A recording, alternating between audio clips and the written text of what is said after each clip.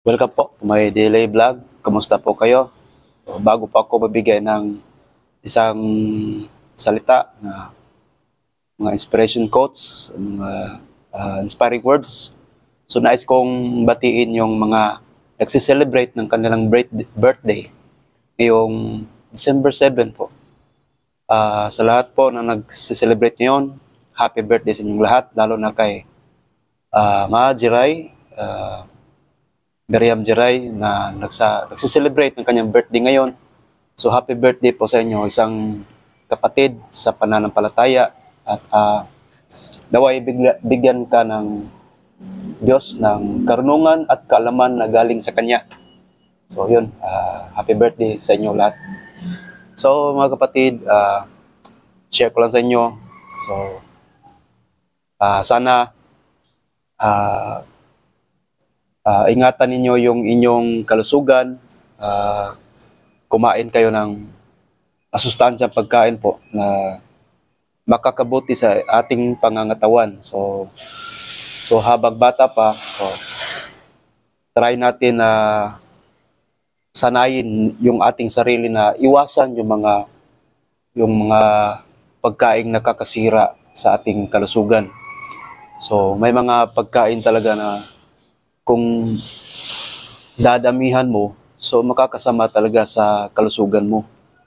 So dapat na try ninyong ihabit yung pag-iwas sa mga sobra-sobrang gaya ng sobrang tamis, sobrang alat, ganun. Yung mga sobra-sobrang nai-intake po ng ating katawan. So kung mapapansin ninyo, kung isipin nyo mabuti, ganun din yun sa spiritual natin na buhay.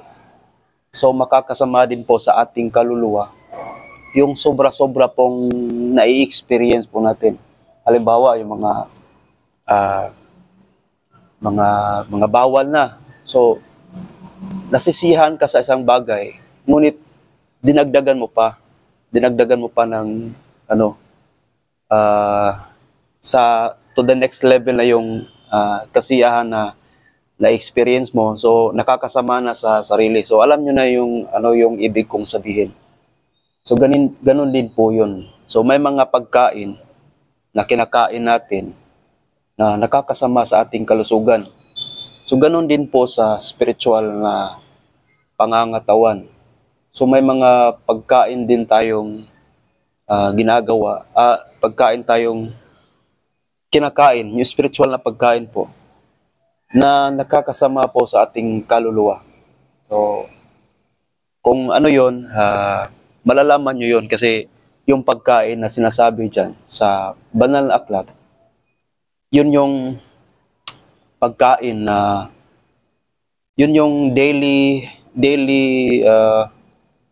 yung mga na-experience natin, yung mga ginagawa natin, yung mga desisyon natin sa buhay.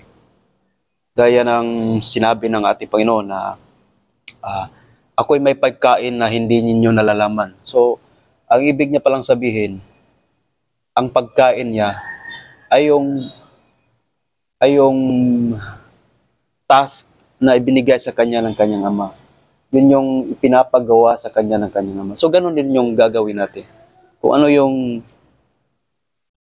ano yung ipinapagawa sa atin ng Diyos, yun yung pagkain natin. Si Satanas may pagkain rin. So, ang pagkain ni Satanas, siya yung kumakain siya ng yung dust. So, kumakain siya nun. Yun yung pagkain niya. So, yung trabaho niya yung paglinlang sa sangkatauhan. Yun yung pagkain niya. Yung pagkain ng mga Kristiyano naman, yun yung paggawa ng kabutihan according to the Holy Bible. Yun yun. So, mga kapatid, iwasan po natin yung mga pagkain na nakakasama po sa ating kalusugan. So, yun lang po. Try nyo pong ihabit yun. So, imagine nyo, kung kaya nyong lunukin yung isang tableta, alam nyo, mapait yun eh. Pero pilit nyong nilulunok yun kasi maganda yun sa ating, halimbawa, nagkalag na tayo. O hindi tayo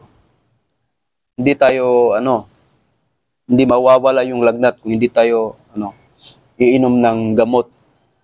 So kahit mapait yung gamot, iniinom natin para tayo gumaling. So ganun din po yung pagkain. So pagkain ng tama, healthy healthy kind of eating po. So yun lang po. Salamat po sa inyong lahat. God bless po sa inyo. Bye-bye.